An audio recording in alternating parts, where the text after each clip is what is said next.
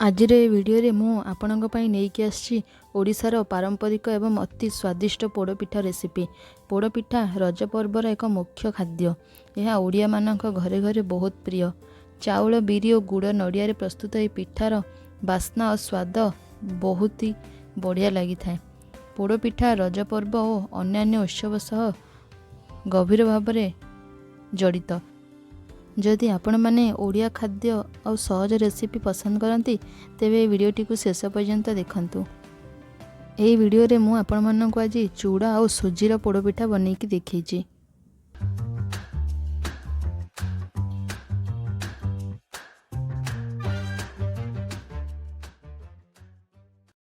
तो एठी प्रथमे देखंतु मु पोड़पिठा बनैबा पई एठी हाफ ग्लास चूड़ा नहीं और पाखापाखि 100 ग्राम मुझे चूड़ा नहीं और चूड़ा को मुझे भल भाव में 2 ରୁ 3 थर धोई नहीं।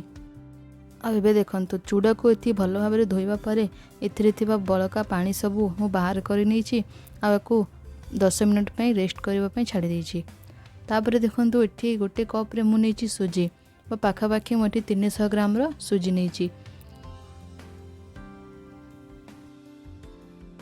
एबे देखंतु चूड़ा आमर पूरा भल भाव बतरी सारी मुझे गोटे बाउल रे बाहर कर नहीं सहित मुझे गोटे कप सुजी दे देछि।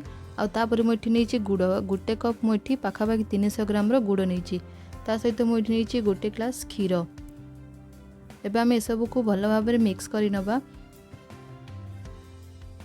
आपण मानक जदि सुकुला लगे तो आपण माने एथिरे आउ आधा ग्लास आपण माने क्षीर ऐड कर परिबे।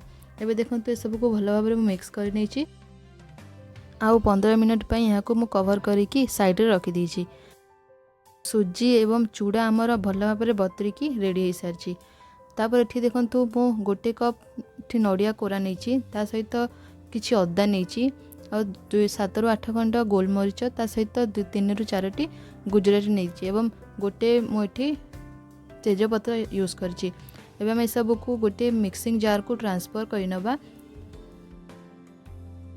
आपको आम पूरा चिकन भाव में बाटी नबा।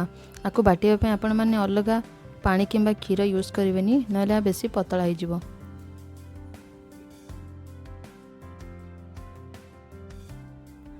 आबे देखंतु मु बाटिकी रखी बेटर को मुझे गोटे बाउल रे सबुतक ट्रांसफर कर नहीं। तापर मुझे गोटे कप काटिकी रखी नड़िया को यूज करेछि। आउ स्वाद अनुसार मुझे लुण दे दीची। तापर गोटे चामच मुझे गुआ घी देची। गुआ घी देवा द्वारा बास्ना बहुत ही बढ़िया आसी थाए। तेबे आम एसबू को भल भाव में मिक्स कर नबा।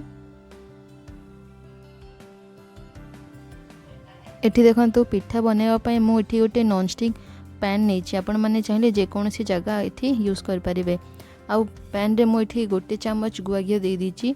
आ घी को एठी चारिपटरू भल भाव में गोली नहीं। तो आपण माने चाहिए एथिरे कदली पत्र हो बा बटर पेपर आपण माने यूज कर परिबे। ता सहित जेमिति केक को बेक करंती आपण माने सेमिति भी पिठा को एठी बनै परिबे। तो एठी देखंतु सबुतक बटा को मथि दे दीची। ता सहित एठी ऊपरू अल्प नड़िया को काटिकी मुठी देची। ता सहित किछि चिना बादाम को मुठी दे दीची। आउ पिठा को मुठी पाखापाखि 45 ରୁ 50 मिनट पे मुझे कुक कर नहीं। तो प्रथम 5 ରୁ 7 मिनट आपको आम हाई फ्लेम में रखा। तापर यहाँ को 40 ରୁ 45 मिनट आम लो फ्लेम रे रखिकी कुक कर नबा। तो एबे मु पिठा को पूरा ठंडा भाव छाड़ी देछि। आउ तापर यह ठंडा होला परे मु आपको गोटे प्लेट रे बाहर कर नहीं।